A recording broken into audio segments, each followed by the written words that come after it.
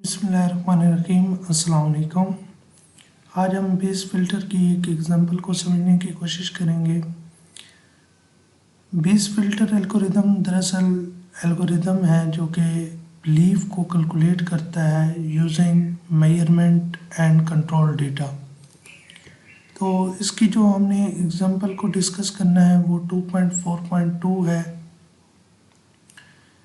इसके अंदर अगर आप इस एग्ज़ाम्पल को रीड करें तो इसमें वो कहता है कि हमारे पास एक रोबोट है जो कैमरा की मदद से सेंस करेगा एक डोर को, यानी उसके सामने एक डोर है जिसको रोबोट ने सेंस करना है कि वो डोर ओपन है या क्लोज है।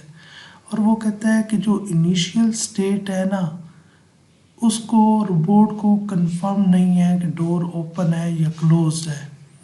इसलिए हमारी क्योंकि मैक्सिमम प्रोबेबिलिटी की वैल्यू क्या होती है 1 होती है, तो हम बिलीव ये लेकर चलेंगे कि यानी जैसे हम कहते हैं कि 50-50 में हूँ, मुझे इस चीज़ की कंफर्मेशन नहीं है, तो इसका मतलब है हम दोनों चीज़ें लेकर चल रहे होते हैं 50-50%।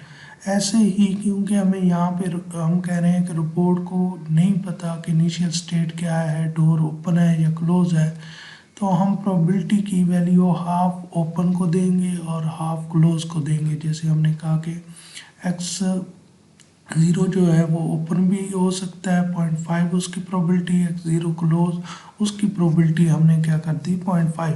फॉर एग्जांपल अगर सपोज करें कि मुझे इनिशियल स्टेट पे वो देता कि आपका डोर क्या है ओपन है, यानी उसने सेंस किया है या उसे इनिशियल स्टेट पता है कि डोर ओपन है, तो इसका मतलब है ओपन की वैल्यू 1 होनी थी और क्लोज की वैल्यू क्या रहती 0। इसी तरह नेक्स्ट हमें कुछ और डेटा भी गिवन है जिसमें वो कहता है कि आपका जो सेंसर है वो नॉइजी है। ठीक है, बोर्ड का जो सेंसर है वो नॉइजी है। अब नॉइजी है तो इसका मतलब है उसमें एरर आने के चांसेस हैं, वो हमेशा हमें 100% करेक्ट रिजल्ट नहीं देगा। तो उसमें सबसे पहले वो चेक कर रहा है कि जब डोर एक किस्म का आप कह सकते हैं चेक कर रहा है या ऑलरेडी हमें गिवन है कि जब वो डोर ओपन होता है और वो सेंस करता है, ऑब्जर्व करता है कि क्या वाकई डोर ओपन है, तो 0.6 जो है प्रोबेबिलिटी वो हमें प्रोवाइड करता है कि हाँ वाकई ओपन है। और 0.4 टाइम ऐसा भी है, यानी 0.6 टाइम तो उसने क्या कहा कि डोर वाकई ओपन है और डोर उस वक्त था भी ओपन। अब दूसरी कंडीशन के 0.6 टाइम तो वो डोर ओपन कह रहा है, तो 0.4 टाइम ऐसा भी है कि वो एरर दे रहा है कि जब डोर ओपन है तब वो डोर क्या कह देता है क्लोज। तो यानी आप अगर आप ये दो स्टेटमेंट देखें तो जब वो सेंस ओपन करता है और ओपन होता है तो इसका मतलब है वो 0.6 टाइम हमें कह रहा है कि हाँ ओपन है, लेकिन 0.4 टाइम हमें वो एरर भी दे रहा है जबकि डोर हमारा ओपन है और वो कहता है कि उसने सेंस क्या किया कि डोर आपका क्लोज्ड है। ये वही डायग्राम है जिसकी हम बात कर रहे हैं, अभी डिस्कस कर रहे हैं। अब नेक्स्ट इसी तरह वो कहता है कि जब डोर क्लोज्ड होगा तो उस कंडीशन के अंदर ऑब्जर्वेशन क्या होंगी। तो अगर उस कंडीशन में आप ऑब्जर्वेशन देखें तो वो चेक करता है कि सेंस करता है ओपन, जबकि डोर क्या होता है क्लोज होता है, यानी हमारा जो स्टेट है वो क्लोज्ड है लेकिन वो उसको सेंस क्या करता है ओपन। ऐसा आने के चांसेस कितने हैं 0.2। ठीक है, 0.2 प्रोबेबिलिटी है कि हमें मिलेगा कि आपका डोर ओपन है हालांकि डोर क्लोज होगा। लेकिन 0.8 टाइम प्रोबेबिलिटी जो है वो आपको डोर क्लोज ही बताएगी जब डोर क्लोज होगा। इसका मतलब है हमारे बेहतर रिजल्ट आएंगे जब डोर क्लोज होगा, क्योंकि वहाँ पे एरर आने के चांसेस ज़्यादा थे जब डोर ओपन था। उसके बाद हमने क्या करना है, उसके बाद अगर आप जो है उन्हीं वैल्यूज़ को देखते हुए अपना पहला जो मॉडल है वो बनाएंगे। और उस पहले मॉडल के अंदर आपने क्या करना है कि आपने एक्शंस को लेके आना है। ठीक है, अब आपके पास दो ही एक्शंस हो सकते हैं इसके अंदर, वैसे तो 3 एक्शंस हो सकते हैं, पुश पुल और डू नथिंग, यानी आप या तो डोर को पुल कर सकते हैं या पुश कर सकते हैं या डू नथिंग। लेकिन अगर आप इस एग्जांपल के सिनेरियो को रीड करें, इस एग्जांपल को रीड करें तो वो हमें कह रहा है कि जब डोर ओपन हो तो उसको ओपन ही रहने दें, वहाँ पे आपने कुछ भी परफॉर्म नहीं करना। यानी रोबोट सेंस करता है और डोर ओपन होता है तो डोर को ओपन रहने देना है, उसने कोई एक्शन परफॉर्म नहीं करना। यानी दूसरे अल्फाज में कौन सा एक्शन होगा? Do nothing. और अगर डोर क्या है? क्लोज्ड है, तो फिर उसे क्या करना है? डोर को पुश करना है। ठीक है, डोर क्लोज है तो पुश करके ओपन करना है, अगर डोर ऑलरेडी ओपन है तो उसको कुछ भी नहीं करना। अब इसी सबसे पहले अब दो एक्शंस हो गए, एक पुश हो गया और डू नथिंग। क्योंकि पुल वाला एक्शन हमने परफॉर्म नहीं करना, हमने डोर को क्लोज नहीं करना, ओपन है तो उसको ओपन ही रहने देंगे। तो अब दो हमारे पास एक्शन हैं, तो हम पहले एक्शंस को मॉडल करते हैं। तो उसमें हमारे पास एक्शन क्या है? पुश का है।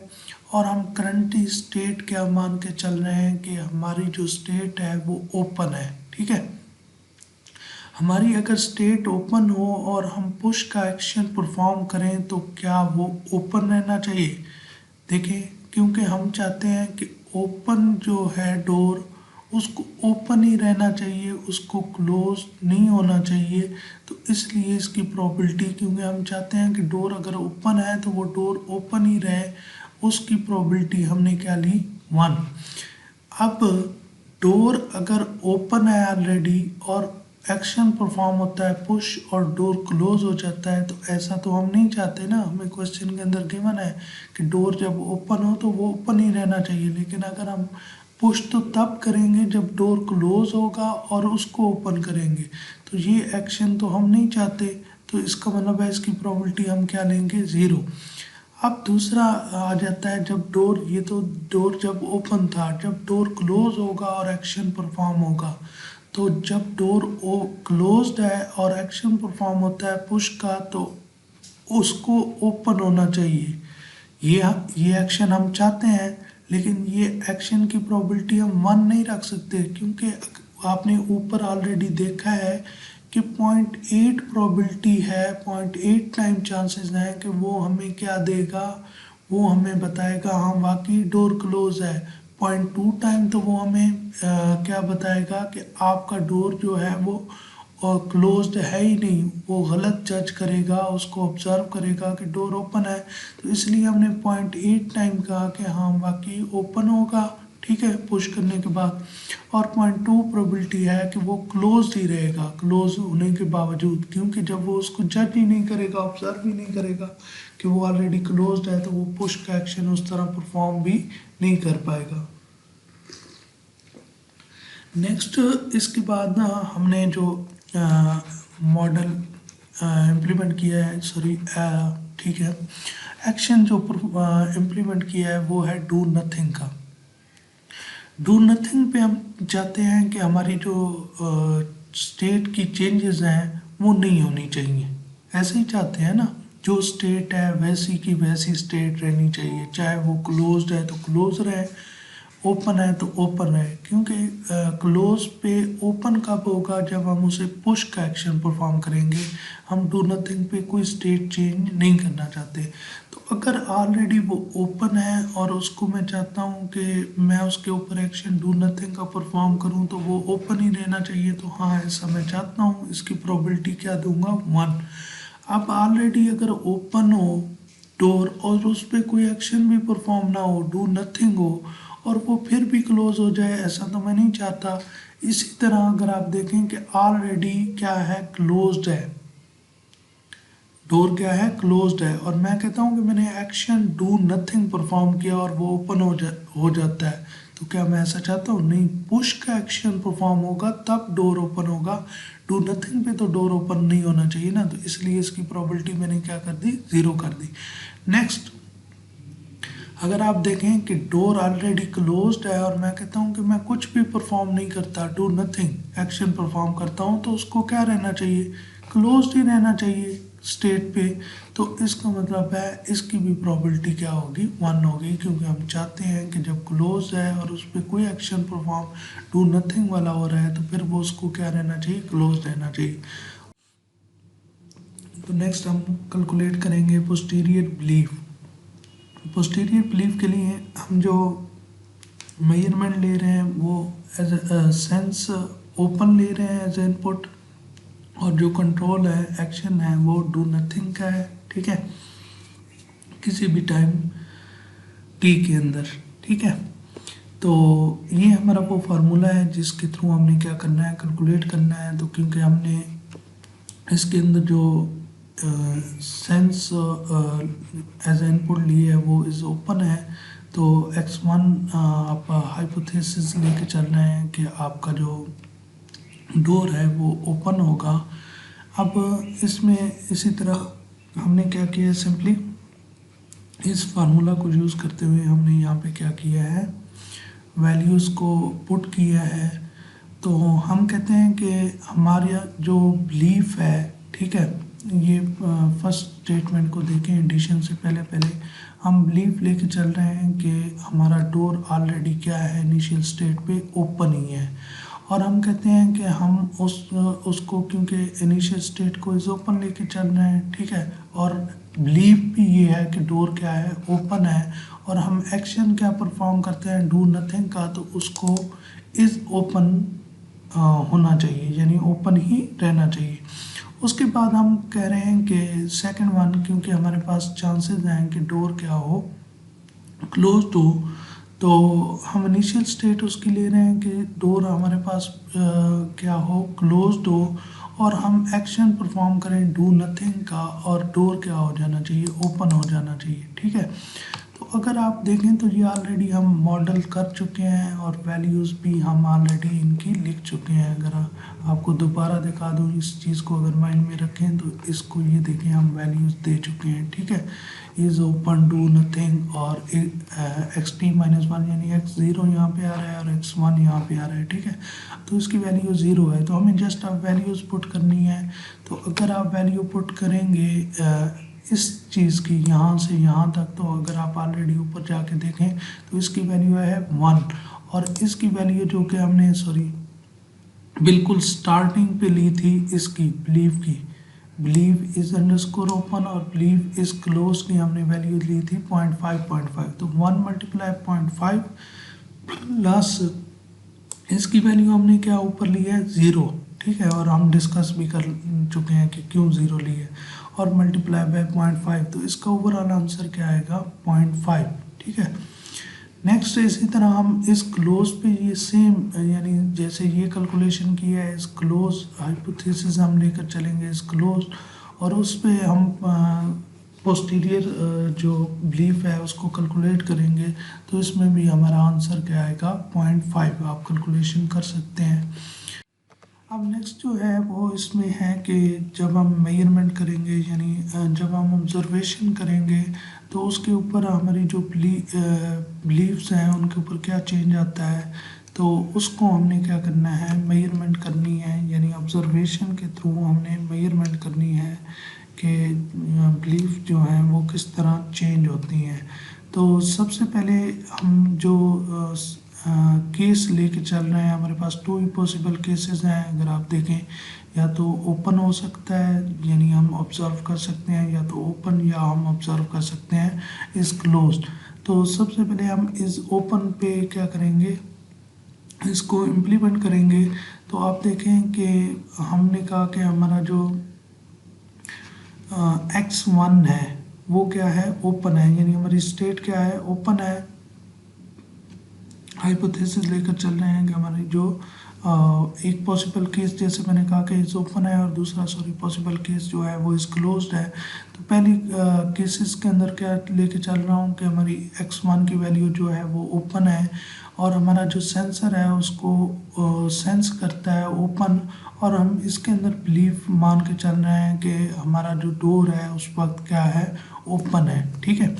तो अब इसकी ऑलरेडी हम देखें कि पोस्टीरियर बिलीव ऑलरेडी कैलकुलेट कर चुके हैं। तो ये पोस्टीरियर बिलीव की वैल्यू हमारे पास 0.5 थी, और आपके पास ये जो है ये ऑलरेडी गिवन था कि क्योंकि आपका सेंसर नॉइजी था, तो जब आपकी स्टेट ओपन होती है तो वो ऑब्जर्व करता है वो कितनी प्रोबेबिलिटी है, वो 0.6 टाइम चांसेस हैं कि वो आपको ओपन ही कहेगा। तो आपने सिंपली इन दोनों को मल्टीप्लाई किया तो इसका आंसर क्या आ गया, 0.3।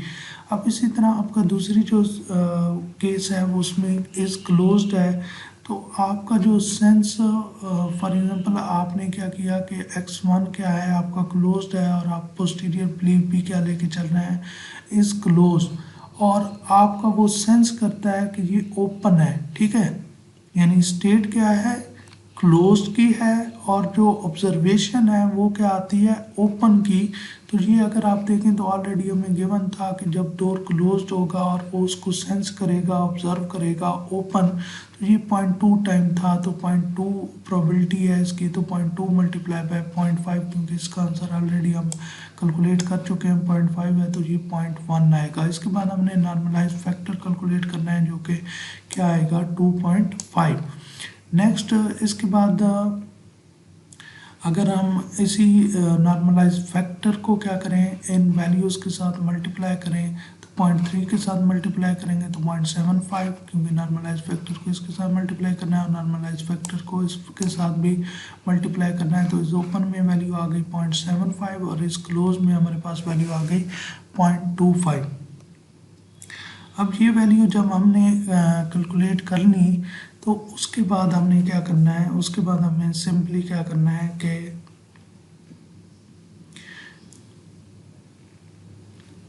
एक्शन जो है पुश, और हमारा जो Z2 है उसको कैलकुलेट करना है। यानी पहले जैसे एक्शन डू नथिंग पे हमने कैलकुलेशन की है, अब हम एक्शन कौन सा लेके चलेंगे, अब एक्शन हम लेके चलेंगे पुश को, और पुश के ऊपर हम क्या करेंगे, इन वैल्यूज़ को यूज़ करेंगे, जस्ट वैल्यूज़। जैसे ये ऑलरेडी हमने बनाया ना डू नथिंग का, ये सेम ये डू नथिंग का यहाँ पे भी बनाया जब हमने हाइपोथेसिस लिया था ओपन का, और यहाँ पे हाइपोथेसिस लिया था इस क्लोज का, और फिर उसके बाद हमने ये बनाने के बाद वैल्यूज़ क्या की हैं, पुट की हैं।